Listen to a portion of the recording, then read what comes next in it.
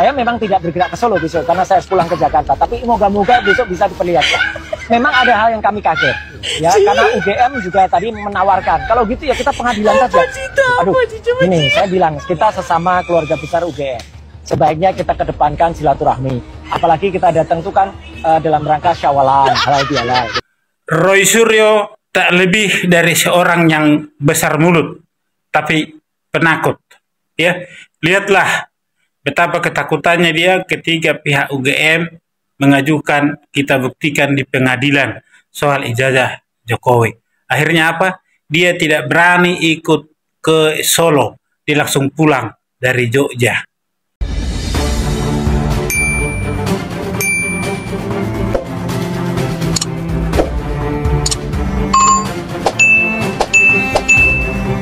Tim TPUA diantaranya Amin Rais, Roy Suryo, dan Dr. Tifa geruduk UGM katanya. Ya, jadi mereka ketemu dengan pihak UGM. Apa yang terjadi di sana? Ya, pihak UGM menunjukkan skripsi, ya, skripsi daripada Bapak Joko Widodo. Tapi kalau masalah ijazah, tentu itu bukanlah sesuatu hal yang boleh ditunjukkan. Nah, sebelum kita membahas tentang itu, maka yang menjadi pertanyaan saya adalah apa dasarnya tim TPUA ini datang ke UGM meminta ijazah, keaslian ijazah Jokowi. Apa dasar hukumnya? Amin Rais ini profesor loh, profesor. Si Roy Suryo ini mantan menteri, Dr. Tifa ini ya dokter yang menjadi ke politik, ya. Jadi si Amin Rais bikin PAN, akhirnya keluar dari PAN. Sekarang bikin Partai Umat, partainya juga lagi bermasalah, ya. Partainya lagi bermasalah, ya. Terus si Dr. Tifa, dia seorang dokter ngurusin politik, itu juga bermasalah, ya. Kemudian si Roy Suryo, menteri pecatan, ya, yang bawa panci dari kementerian, kemudian yang gagal menyanyikan lagu Indonesia Raya, mau membahas soal ijazah palsu, ya. Jadi yang tiga ini sebenarnya ada cacatnya, tapi sok hebat. Kemudian Amin Rais mengatakan hal ini sebenarnya gampang, tinggal Jokowi datang ke pengadilan tunjukkan ijazahnya, katanya, ya. Tinggal Jokowi datang ke pengadilan tunjukkan ijazahnya. Dasar hukumnya apa? Jokowi tiba-tiba datang, yang waktu itu seorang presiden, ya, tiba-tiba datang ke pengadilan tunjukkan ijazah aslinya. Emang anak SD, emang anak sekolahan yang datang begitu saja, yang tanpa tidak ada harga dirinya jadinya. Dia itu seorang presiden waktu itu loh. Ini Amin Rais ini asal ngomong juga ini. Ya, sudah partainya juga bermasalah, Partai Umat. Ya, partainya bermasalah karena menantunya dipaksakan untuk tetap menjadi ketua umum partai itu. Sehingga ada banyak dari DPP menolak. Ya, itu aja belum bisa diurus. Tapi dia mau ngurusin tentang Jokowi ke UGM. Nah, kembali ke UGM. Di sini sebenarnya tidak ada tidak ada keharusan dari UGM untuk menunjukkan, untuk membuktikan ijazah Jokowi itu asli apa tidak, atau untuk menunjukkan keaslian daripada ijazah Jokowi. Nggak ada keharusan dari kampus itu. Semua harus melalui proses hukum. Jadi semua kalau sudah seperti ini harus dibuktikan di pengadilan. Karena kalaupun nanti ditunjukkan, emang mereka percaya bahwa itu asli. Nah, kemudian kalau kampus itu menunjukkan ijazah asli Jokowi, berarti kampus itu telah salah telah salah, karena ijazah ini kan seperti sebuah identitas seseorang, berarti bersifat rahasia, ya, bersifat rahasia.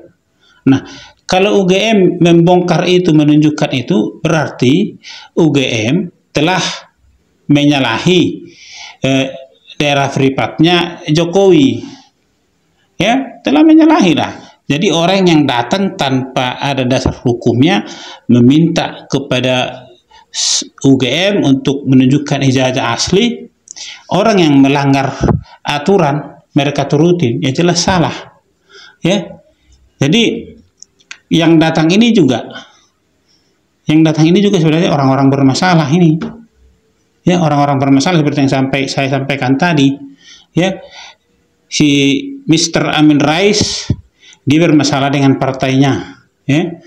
Si Dr. Tifa dia bermasalah dengan jurusannya, jurusan kedokteran, urusin politik, urusin ijazah. Dari mana? Emang dari mana orang kedokteran ngurusin ijazah? Sejak kapan? Nah, ini orang menteri, ya, orang partai, si Roy Suryo, ya, Indonesia Raya aja dia nggak paham, nggak hafal. Dia sebagai menteri ngurusin ijazah. Katanya dia ahli apa tuh? Ahli telematikanya, ahli apa dia itu? Ya? Gak tahu gua ahli apa dia itu.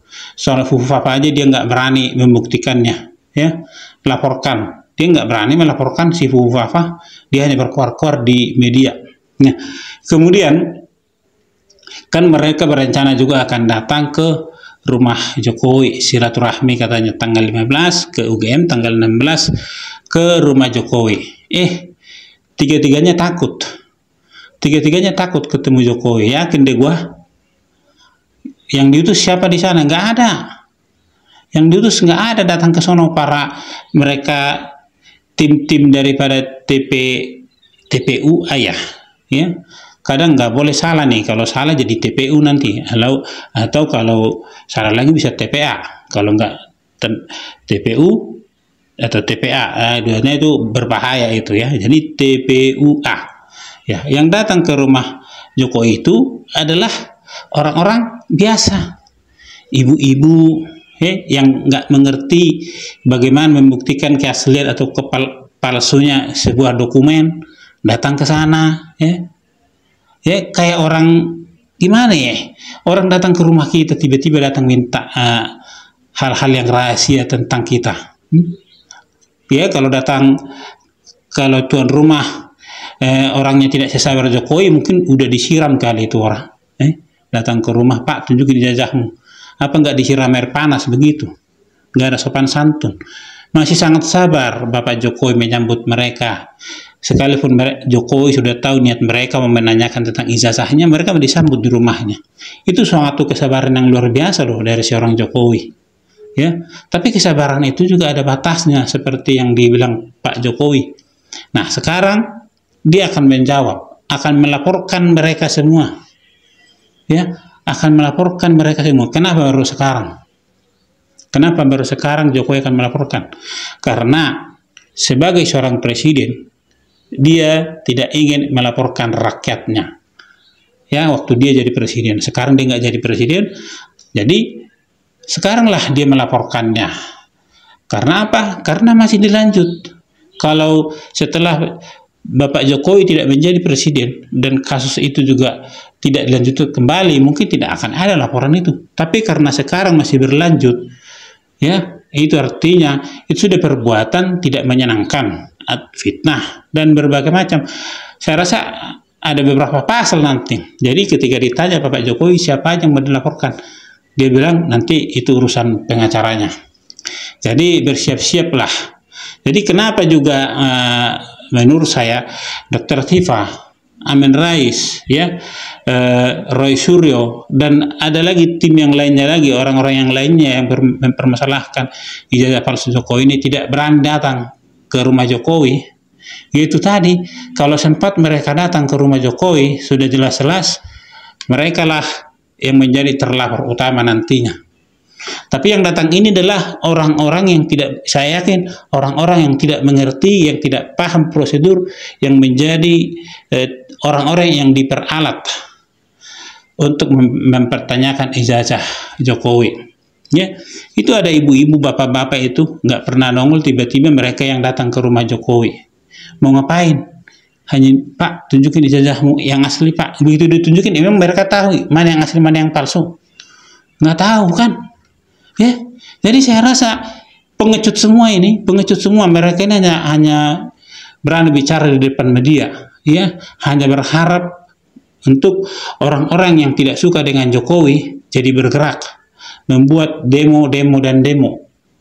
Jadi begitu orang-orang ini demo, maka inilah menjadi alasan mereka dengan seperti sebuah demokrasi, suara rakyat, suara Tuhan katanya, ya kan? Itu sudah banyak yang demo, sudah banyak menyuarakan bahwa ijazah Jokowi palsu. Ya udah, berarti itu palsu, kan seperti itu.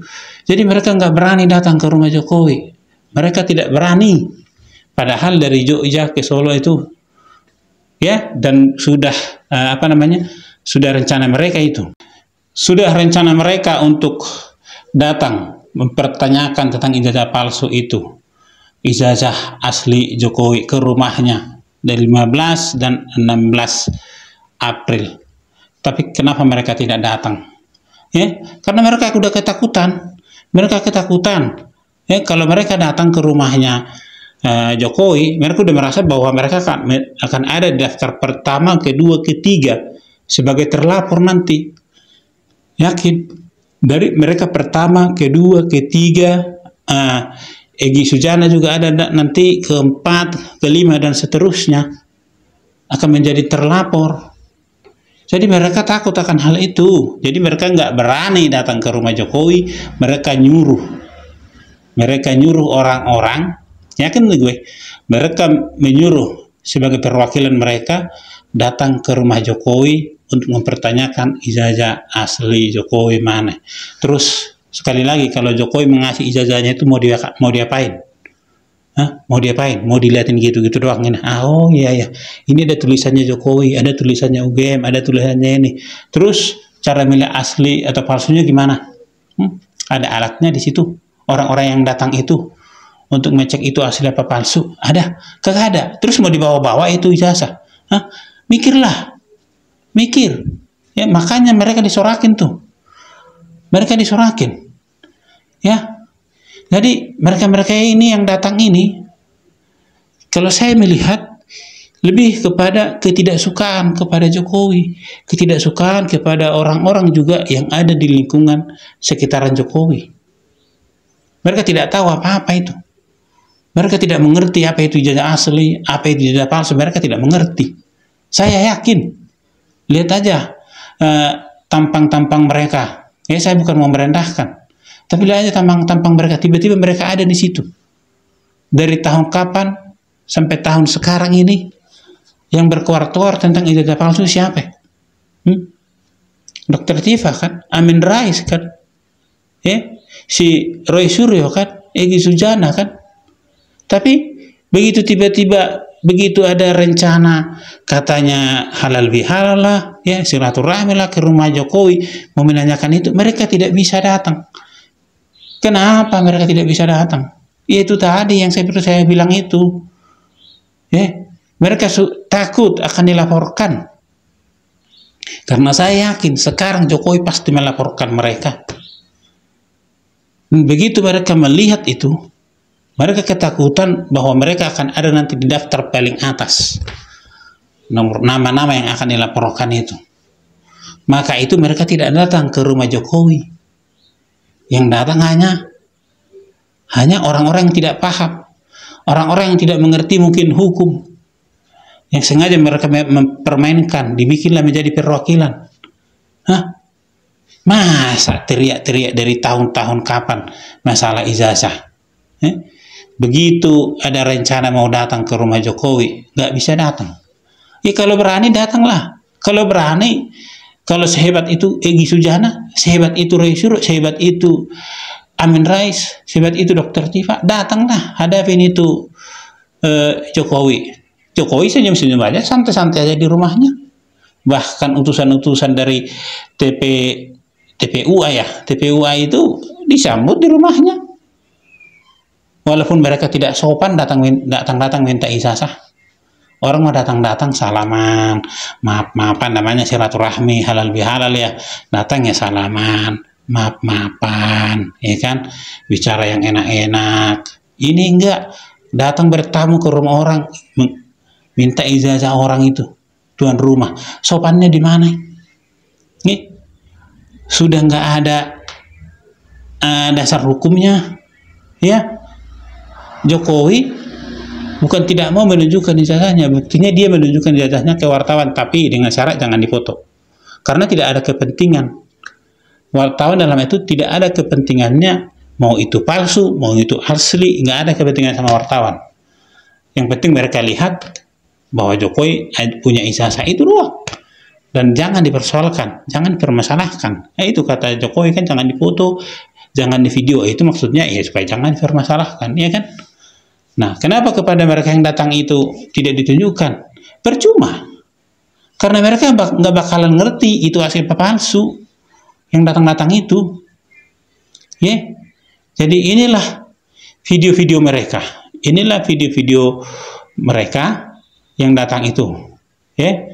Mari kita lihat cuplikan atau potongan-potongan videonya. Oke? Selamat menonton. Setibanya di lokasi, mereka diarahkan ke ruang transit di mana 3 perwakilan kemudian diizinkan untuk bertemu langsung dengan Joko Widodo. Kurang dari setengah jam mereka keluar dari kediaman.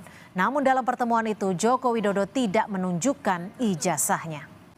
Sudah kita sampaikan bahwa dari UGM tidak bisa menunjukkan ijazah. Ijazah hanya bisa ditunjukkan oleh pemilik. Oleh karena itu kita datang ke pemilik, gitu kan. Tapi ternyata pemilik itu sendiri tidak menunjukkan, bahkan mengembalikan kepada proses pengadilan. Saya sampaikan bahwa tidak ada kewajiban dari saya untuk menunjukkan itu kepada mereka. Dan juga tidak ada kewenangan mereka untuk mengatur saya untuk menunjukkan ijazah asli yang saya miliki. Jadi sudah sangat jelas, kemarin di UGM juga sudah memberikan penjelasan yang gamblang dan jelas, dan yang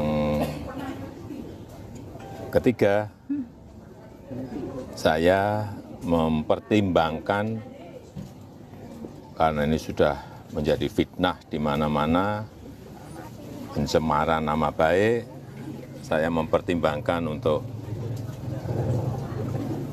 melaporkan ini, membawa ini ke ranah hukum.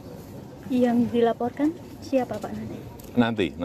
Nanti biar disiapkan oleh kuasa hukum.